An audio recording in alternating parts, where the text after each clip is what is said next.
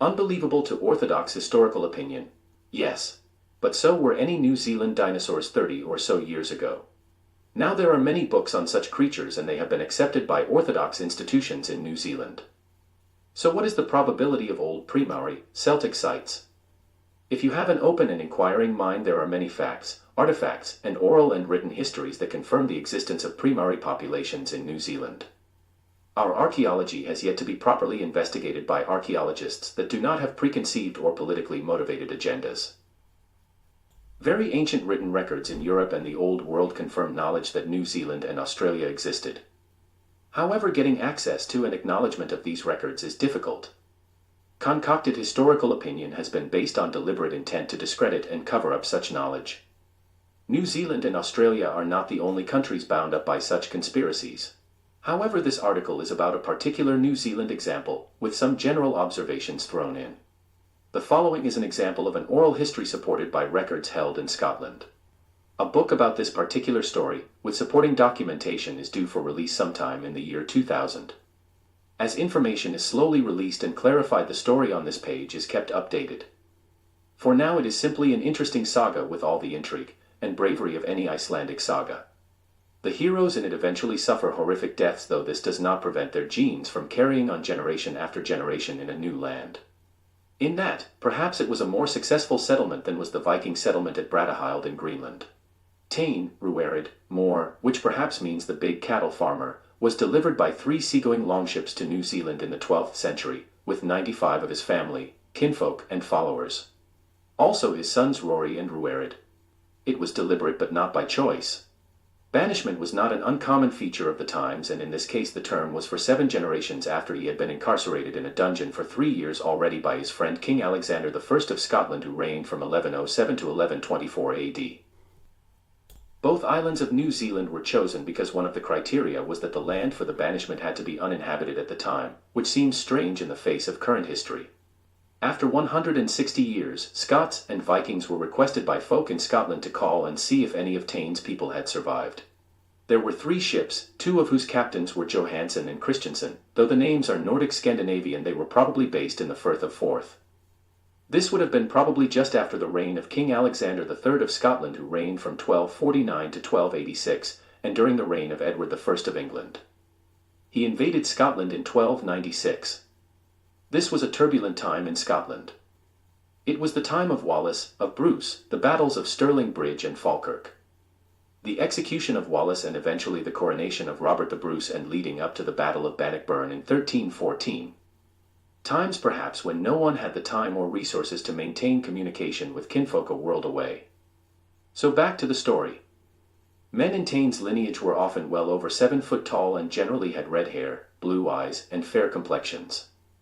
They had been provided with a very small number of sheep and cattle, and enough provisions to last 3 months, but no tools.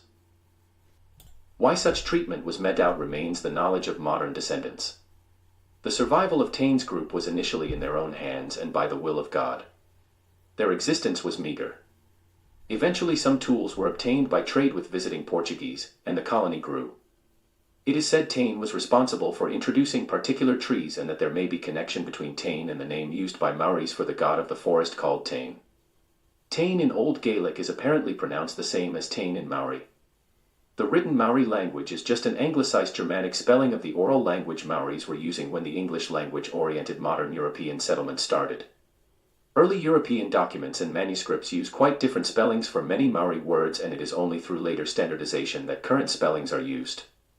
The story goes that after sailing from somewhere on the east coast of Scotland, probably Perth, Fifeshire, the fleet of 3 ships sailed north to Orkney. They then sailed the length of the Atlantic and around the south of Africa. The voyagers passed by the Australian coast, indicated by a large land with a lack of fresh water and the presence of black people. The aim of the voyage was to deposit the people being banished in unpopulated land. The voyagers then reached what is now New Zealand and passed through what is now Cook Strait. This determined there were 2 separate pieces of land. The voyage then continued south and around the southern reaches of the South Island until the land that was similar to Thule, Idati, Norway, and also land west of Greenland and north of Baffin Island. This is New Zealand's region of fjords, now known as Fiordland, and it was passed as they again sailed north. They came to a region that had recently been subjected to earthquakes, such that much rock had fallen from high mountains. The outward journey had taken many weeks. On passing the worst of the earthquake damage, they came to a narrow coastal plain from which the mountains rose steeply, but which permitted sufficient room between mountains and sea to set up a settlement. The cattle were able to be there without being able to wander away, the mountains behind, the sea in front, and streams to north and south prevented wandering. There was plentiful loose rock suitable for building a dwelling in the style of a Scottish black house capable of housing 45 people plus animals. In a black house the cattle occupied one end of the dwelling and the people the other, which had a hearth usually, no chimney or windows.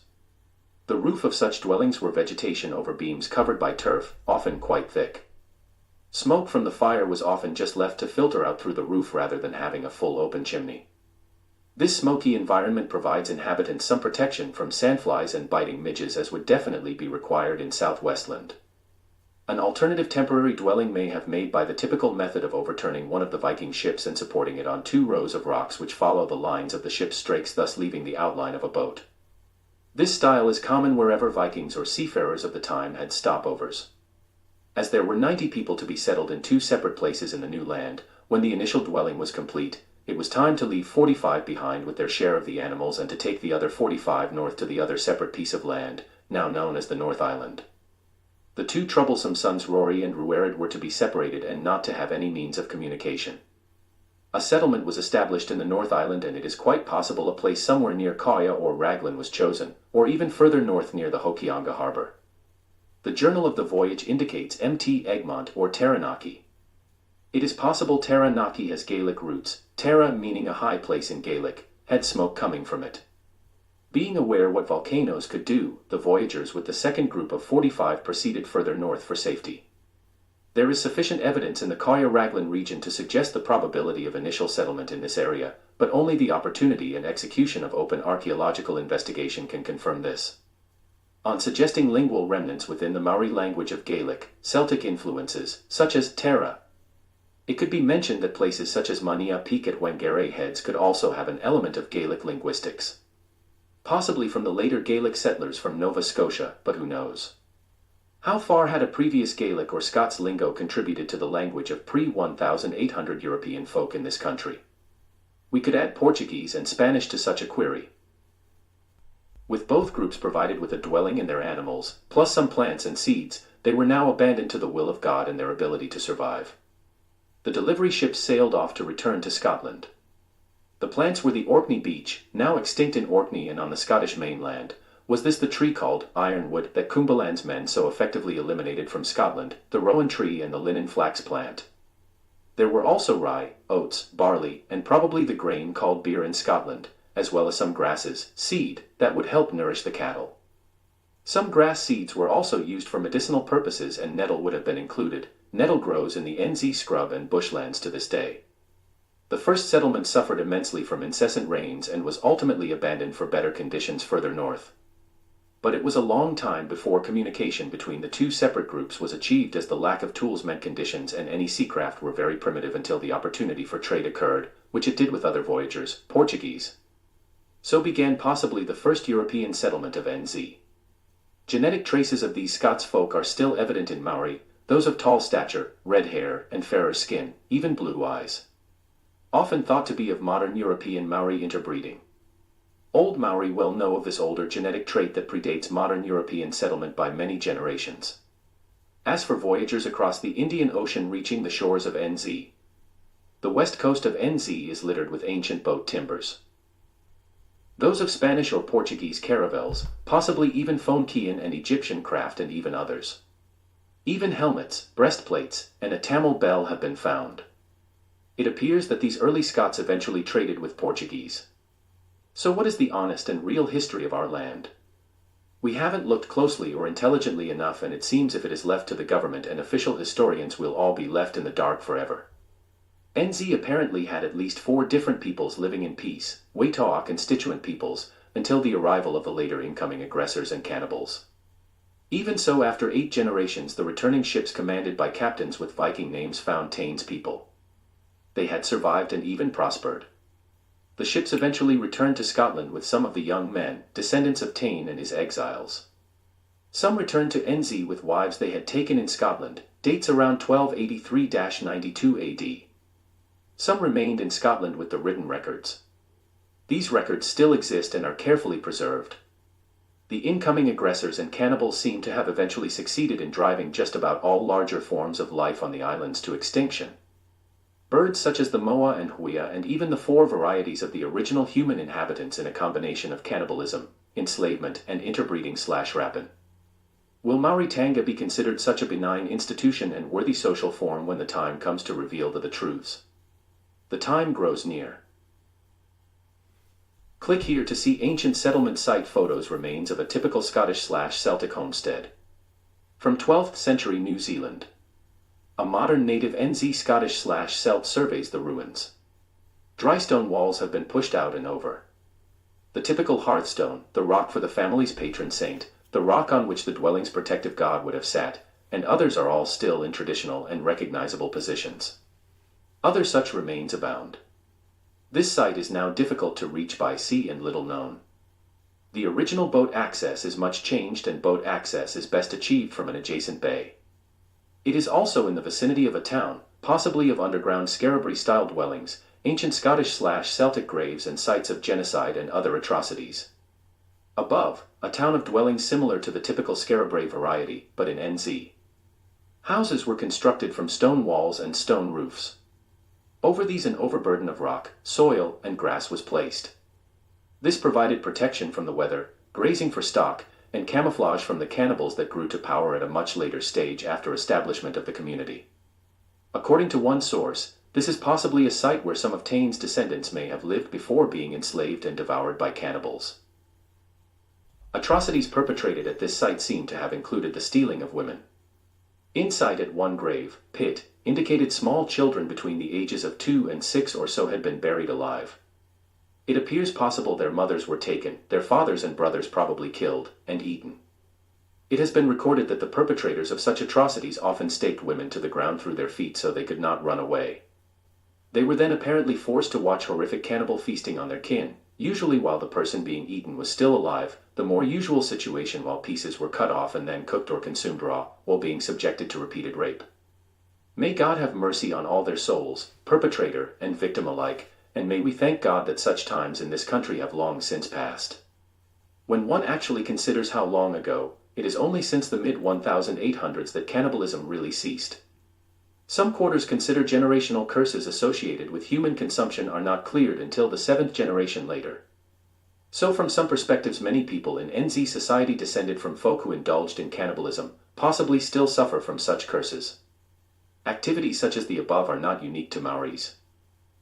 It should be pointed out that atrocities of similar kind were also recorded as having been perpetrated by Celts during invasions of other lands such as Asia Minor, now Turkey. Head-hunting of peasants and cannibalism of young children etc. having been mentioned by classical historians. There remains archaeological evidence of such, and we have much to be pleased about that these things are reviled today. It is also an activity that was once reported to be widespread in the Pacific. We cannot conceal such did occur, there and much more recently here in NZ, even well into the 1800s. Should descendants of the perpetrators of such heinous crimes as mentioned above have been displaced from lands acquired by such barbaric methods? Should such people cry foul over land they sold to European settlers, or perhaps had confiscated, yet suffered little more than a perceived loss of dignity and access to land they never husbanded or owned? What recompense for their victims? The people removed by murder, rapine, and desolation of the worst kind. Dubious land claims recognized by the Waitangi Tribunal have not addressed the situation that will arise when descendants of the early Scottish settlers make their legitimate claims as the original indigenous population. Their documented history of possession starting in the 11th century when the land had no other inhabitants will be revealed. Similar claims could no doubt be made against Maori by descendants of Waitangi, Moriori, by Portuguese settlers, even by the Patapearihi or Turhu if any still remain alive. And strangely enough it seems there may have been reasonably recent sightings of these folk. How far back do we go to make restitutions? Is the Waitangi Tribunal acting out of fairness, or has it become rampant revenge on the part of some Maori? Or a means to entrench a Maori aristocracy to overlord its graft and corruption into a society already laboring under other inequities? Not all the inhabitants of the lands we know as New Zealand were even given the opportunity to view, negotiate, or sign the treaty. Where are the Moriori, Turu, Patapeorihi, and Waitoa signatories? Unfortunately, Utu begets Utu, and ultimately all Maori may lose face and mana, as more damning reasons for revenge are found on behalf of the earlier Celtic settlers. Forgiveness is much more appropriate, but some Maori entities, fully aware of the past, are seriously endeavoring to destroy all evidence and artifact, land, and access that could re-establish common knowledge of the earlier groups of indigenous peoples, the real Tangata Wenua. It is interesting to learn that the term Maori only gained recognition during the 1800s, and that prior to the expansion of European settlement, the term Tangata Wenua was used by Maori to refer to peoples here before they arrived. There is much to be resolved, and much more to be uncovered in New Zealand. Government agencies and Maori alike may think they have gained control, but God has ways and means of correcting injustices. Patience, though it wears thin, has its rewards. To lost souls the wait may seem to take forever, but they are always soothed and welcomed by God when redeemed by love and blessings, and kinfolk with forgiveness and reconciliation on their hearts, in Jesus' name. God is the judge, and his judgment is final. Who will suffer most from loss of mana in this world when the truth is revealed? If the truth is handled openly, the past can be let go through understanding and forgiveness. The Brutal Lands, the Books, The Musket Wars, by R.D. Crosby, an excellent honest portrayal of the genocidal cannibalistic ravages perpetrated by Maori tribe against tribe during the 1806 to 1840 period of modern NZ history. In this period, the Maori were at last able to decimate the remnants of the Turu, the Patapeorihi, and Waitoa peoples, and the Moriori, and Pakeha Maori by Trevor Bentley, a book about pre-settler European contacts and inhabitants. The number of dissident Europeans, with no love of British rule in NZ, certainly would have provided the Maori knowledge on how to construct pa, rue peka, along the lines of embattlements capable of withstanding cannon bombardment, such as was used in the USA at Ticonderoga and Bunker Hill. Belich's history of Maori military brilliance starts to fall apart with this realization. It would seem that American whalers would have had the knowledge, as would any number of Irish/Scots/English vagabonds that jumped ship, escaped from Van Diemen's Land or wherever, could easily have exchanged knowledge and provided military know-how. These books confirm that some of the early Europeans had to join the Maori indulgence in cannibalism to stay alive. Many of them were eaten anyway. Cannibalism and infanticide, slavery, and murder were rampant in Maori society. They threatened to exterminate the Maori and the original Tangata Wenua, people of the land, before the European arrived in significant numbers and Christianity introduced the concepts of value and respect for individual persons, and not just for self and kin. The old cannibalistic lack of value for fellow man or woman or child is a feature that has been contained, but it emerges as the subject currently causing great concern in modern NZ society. That of child abuse. Especially the children of one particular sector of our society. The curses of cannibalism and murder carry on until the 7th generation and beyond if requirements of forgiveness and repentance are not met. We are not yet 7 generations away from the curses of cannibalism.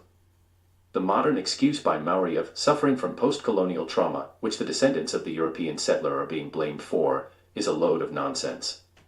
The problems lie with the very act of dwelling in the past, ancestral worship, and not having grabbed the opportunity to advance away from the ancient lifestyles and associated curses. Every nation in this world has been subjected to colonization and immigration as well as emigration. To use this as an excuse for the failure of many, not all by any means, Maori to adapt to a modern world with appropriate standards of civilized behavior is reprehensible. An ancient people with horrific behavior patterns. Carthage, the North African city from which Carthaginians even threatened the rising power of Rome, was originally a Phoenician settlement. Rome conquered Carthage during the Punic Wars. Decadent behavior, sacrifice, and other horrific actions of Carthaginian society so incensed and appalled Rome that Carthage was erased from the face of the earth. Question: did any Carthaginians escape and found new colonies? They were after all a seafaring nation, as they were Phoenician originally. Phoenician relics have been found in NZ. Apparently Rarotongans have a tradition of Maori being expelled from Rarotanga because of incestuous and cannibalistic ways. Much the reasons that gave Rome cause to annihilate Carthage. During the First World War, Maori troops in Egypt bore striking resemblance to native Egyptians, and apparently picked up the lingo remarkably well. Idle speculation may or may not have any relevance, but whether it does or doesn't cannot be proved until there is objective, serious, open, and honest research. Our history is in desperate need of it. Recent finds in Australia seem to indicate a Phoenician presence in Australia. This is a précis of a recent report about findings in Australia. An ancient Queensland mine and port environs could change world history. A 3,000-year-old mine and harbour discovered on the coast of central Queensland may change Australian, if not world history. Remaining structures have been determined by a resident to trace back to early mining by Phoenicians around 1000 BC. A closely guarded secret, the discovery was made 4 years ago. The area's rich mineral deposits may have attracted the Phoenicians to the northern Australian coast more than 2,700 years before Captain Cook. World scientific attention is focusing on the discovery at Freshwater Point, near the big coal ports south of Mackay. There are huge sea walls which appear to be designed to allow exporting by sea. One at Serena is some 800 meters long. It is huge. The harbor wall and the boulders are polished granite set in place with iron slag cement and copper slags. It is so monstrous 200-foot ships could be moored alongside, end to end. The harbor is as calm as a mill pond and beautifully engineered. When archaeologists visit Serena, the structures can be dated more accurately. There is a typical Phoenician temple to their god Baal, and also a cemetery. No detailed excavations have yet proceeded until the archaeologists arrive. Various academics from around the world are intensely interested in it, and whatever is disclosed could change world history, let alone our understanding of Australasian history and exploration.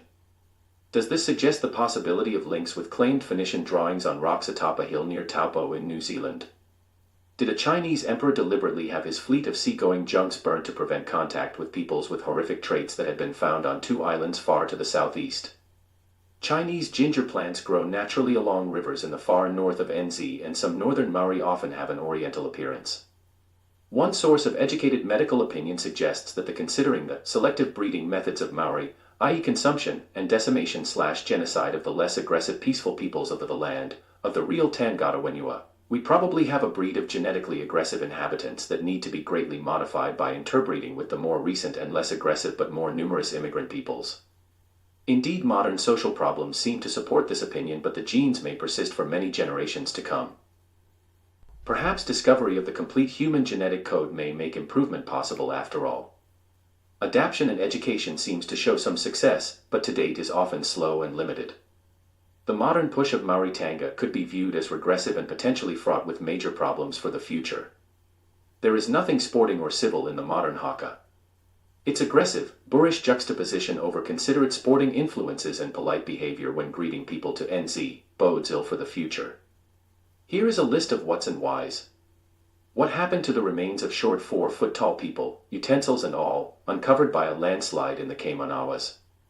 Why are such remains, and skeletons, usually handed to Maori, or carefully slipped out of the public arena into oblivion? What happened to the tall 7-foot-plus skeletons found in a rock cave, to which the entrance was conveniently detonated to cover up the evidence? What about the grave of a tall warrior wearing full armor? Why are authorities now vociferously trying to deny the facts that confirm and prove the Moriori were not Maori? Why are early Portuguese artifacts, Phoenician artifacts, or are they Carthaginian, Celtic and Viking artifacts deliberately destroyed or handed to local Maori IWI for dispilosol before legitimate scientific analysis, genetic DNA fingerprinting and carbon dating can be done? Why are all the strange wrecks around New Zealand ignored, reburied, destroyed, and not investigated properly? Where did all the ancient fruit trees around the Kaipara harbor come from?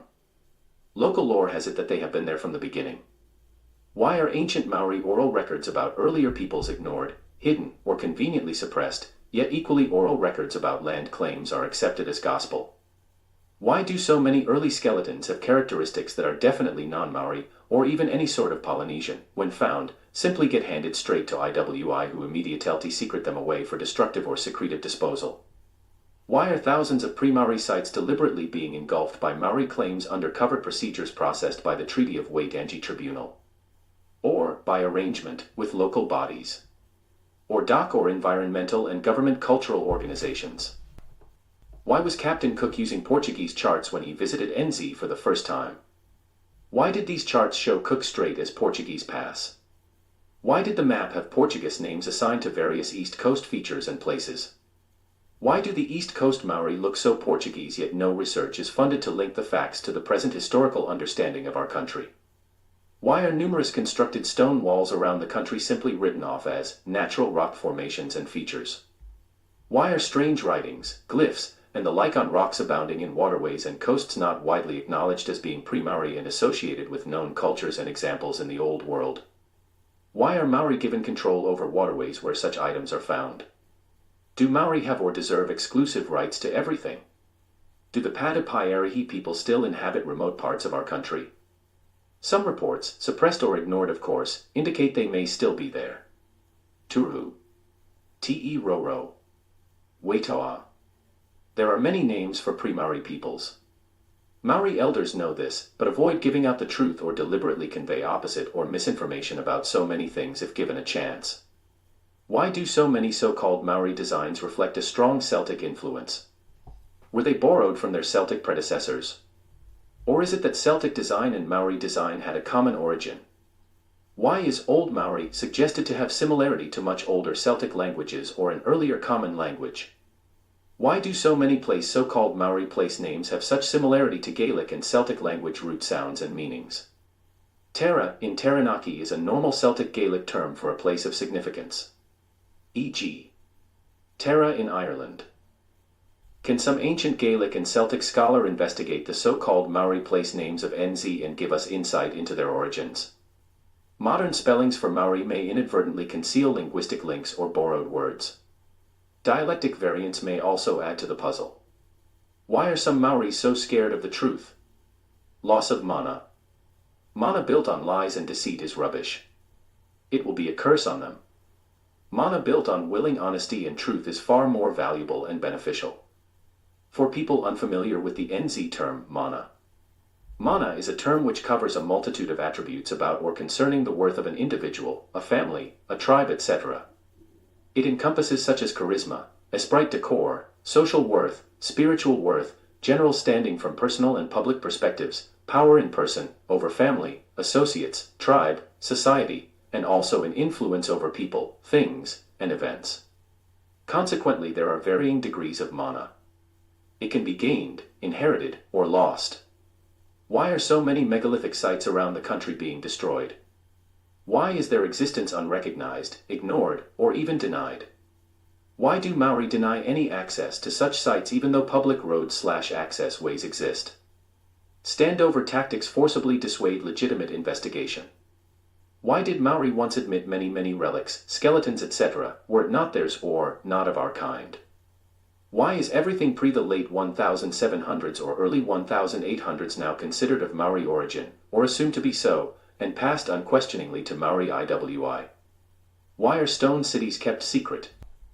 Why are pine plantations planted to cover and destroy such sites? Cattle, then bulldozers, and forestry logging operations break up, destroy and obliterate valuable ancient sites. Trees should be removed from old archaeologically significant sites to protect them from obscurity and damage by root systems. What could Kui Lake reveal, in name and in its lake bed?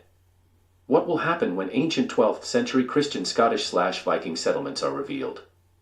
Will the documents that record these settlements soon be accepted? Will international courts recognize the validity of claims that will arise as descendants request compensation, or make land claims against Maori and the NZ government? Will the Maori eventually pay for the rapine, murder, and cannibalism and other heinous atrocities? The Moriori have equal rights to make such claims, in spite of a deliberate government cover-up of Moriori society. So too the Waitawa have unresolved claims. Why is not DNA fingerprinting done on dried heads returned to NZ after being reclaimed from overseas? Why are so many of these heads not of true Maori origin, except possibly having been originally sold by them? Many of these show Celtic and Portuguese features. Poor unfortunates perhaps from previous cannibalistic atrocities. DNA research into Moa hunters reveals Polynesian traits, but is that what the researchers were looking for? Did they deliberately or inadvertently overlook other hybrid traits? Was it just one result that satisfies current opinion at the expense of other anomalous records at other sites aged in the same historical periods? Unless Maori and the NZ government come clean and put the record straight, any perception of real or accrued mana will be totally stripped from them and they will become a broken people for all time. Or they can join the rest of NZ on an equal footing and become just one people of a modern and enlightened NZ populace. Let the truth be known. Why is Te Papa a grand deception, designed to project a deviant bias of what our place is? Why are we not permitted to know the truths about the history of NZ? Just whose head is it? 2 heads among those returned to NZ through the efforts of Tau Henare. Henare equals a Maorification of Henry, at the time an MP. These are claimed to be Maori. Where are the DNA test results?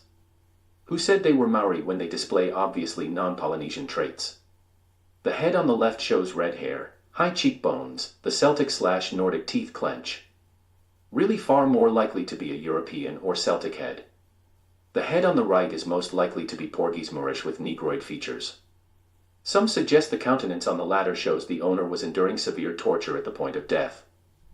Perhaps these are only Maori in as far as they were slaves, or mixed blood from the pre-Maori ethnic groups. Perhaps, given a choice of life, they may not have considered themselves Maori at all. As it is now, Maori have claimed them as Maori, and that's where they consider forensic evidence should end. We need real and unbiased truth. Just who are major negotiators, beneficiaries, and recipients of treaty settlements? Are dynastic families with ties in both camps, Maori and European, covertly feathering their own nests for their personal families of future generations? Who decides to initiate particular claims, who processes them, and who decides upon them? Is there collusion? Do the belligerent protectors of IWI and tribal claims really gain control, or are they being used? Why do we stand by and complacently permit the complicity betwixt some Maori and some persons in government and bureaucratic posts ruin New Zealand society? Why do so many people like myself express such queries? Mostly in private rather than publicly. Are we that haunted by corruption in high places and amongst our neighbors? Does someone expect us to believe lies are the truth? Or that deceit and secrecy is open and honest? The fact is, such actions are referred to by most religions, cultures, and organizations as corrupt and demonic. Frankly, I would expect even an alien from another world to understand this. More and more authors are revealing research, facts, statistics, relics, and collaborative details. Books raising these questions and showing details, oral and written proof, will eventually have the power to alter dogmatic preconceptions. These books are coming as more and more archives reveal the truth. The international nature of the internet, and the networking of people, professional, amateur, cultural enthusiast, and even skeptic, will have a real potential for exposure of the truth. The word is more powerful than the sword, and light is stronger than darkness.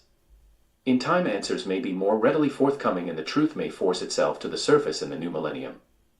NZ archaeologists and government and local body employees may be freed from the current bondages to Maoridom, the demonic side of Mauritanga, and the crazy cultural sensitivities that are such a one-sided exchange. Whether we like it or not, the whole matter of treaty settlements, the imposition of Mauritanga in schools, in public ceremonies, and the like, are simply the introduction of bondages to, and a dwelling in the past. It is a negative and demonic revolution that is driving New Zealanders overseas in their thousands to places like Australia. The media and various government agencies, even Parliament itself, seem to be governed by negative forces that are corroding and destroying the spiritual and social infrastructure of New Zealand society. A growing maudlin, apathetic, ungodly, dark age and insecure society is threatening to engulf our nation. The nation needs caring, committed persons to foster and nurture spiritual strength against these problems. It also needs action to expose and contain the growing threat to the nation. But success depends on honesty and truth in information, research and attitude, and strength by faith, hope and love. A report has come through that Cambridge University in the UK released a publication in the last 4 years detailing information about a fleet of 10 vessels that came to these shores around 1340 AD, 1422 AD. The names of the ships, lists of people aboard, and other details about the voyagers are included. Unfortunately, the book is not one most people would ever buy to read. It is a technical historical publication. On these ships were slaves who became, by the passage of events and history, to be the modern-day people who only since the 1970s now consider themselves Tanaga Wenua. No wonder they don't want history opened up, and no wonder they want the stories of the true Tangata Wenua kept quiet. How can they this when there are people of the real Tangata Wenua still present in this country? Folk who are being oppressed and denied their rightful historical status. How can government provide such favoritism and preferential treatment to such people by deliberately misconstruing the intent and detail of the Treaty of Waitangi? At this time, more details about this Cambridge University book are being sought. In addition, researchers are now aware of lists of names of people banished to NZ in the 10th and 12th centuries from Scotland. This begs the question, was NZ, whatever it was known by, e.g. the Far Land, the land of seals, a Scottish penal colony in times past? Is this another reason why official historians keep old documents secret? Very, very rarely this website attracts some aggressive comments. Mostly these indicate a severe paucity of lingual and literate ability. Where possible, usually there is no return email address, a response is sent and the dialogue opens up a new world and greater understanding to such correspondence. Return comments are often quite different in attitude and some have been very positive indeed. This is all about learning and knowledge. People who do not learn and continue learning and absorbing new information are usually dead. Those folk who eat and breathe but do not learn, reason and think with an open mind are the living dead. Keep yourself alive by not living the ways of your ancestors. Learn from their mistakes and remember, they were only people of their day. Don't carry their enmities forward into the future. People of today and the future are not to blame for the past. We can do nothing to change what happened in the past, and attempts to do so by blaming folk of today and the future are doomed to create inequities, to foment discontent, hatred and unhappiness leading to civil unrest and war. We should be able to live without such problems, but when we look around the world we sadly see people and nations have not learned. Will New Zealand go the same way? Again.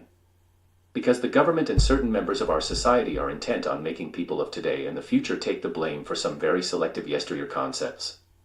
How can we be so selective about the past but by choosing to ignore so many other things that happened? The truth will be exposed and the current political philosophies need to be overruled so we can move back into the future with equal footing, for all who dwell in New Zealand. How often do we have to remind ourselves of these concepts? For some, every day would be a good start. See the original Treaty of Waitangi, scripts in English and Maori as drawn up by Hobson and original translators. Not the significantly modified, post-1980s Labour government version. We have all been deceived and are being administered in a manner contrary to the original intent of the document produced by Hobson, by which the British Crown was committed and the Maori folk of the day also. Was Labour duping the population and securing long-term power by buying modern Maori support through modifying the treaty? Having dropped the preamble and selective manipulation of the wording of clauses? It looks like it. The Republican aims of people in power today, their desire to cast aside the true intent of the Treaty of Waitangi, to abandon the concepts of the Magna Carta upon which the Treaty of Waitangi was based, to force abandonment of the Privy Council and the commitment the British Crown had to the treaty, all cast an air of foreboding upon the future of people in this land. Who is behind this? Which multinationals or secret groups are pulling the strings? For one thing is certain, our current administrators and government are mere puppets. Which is not unusual in the state of man's affairs.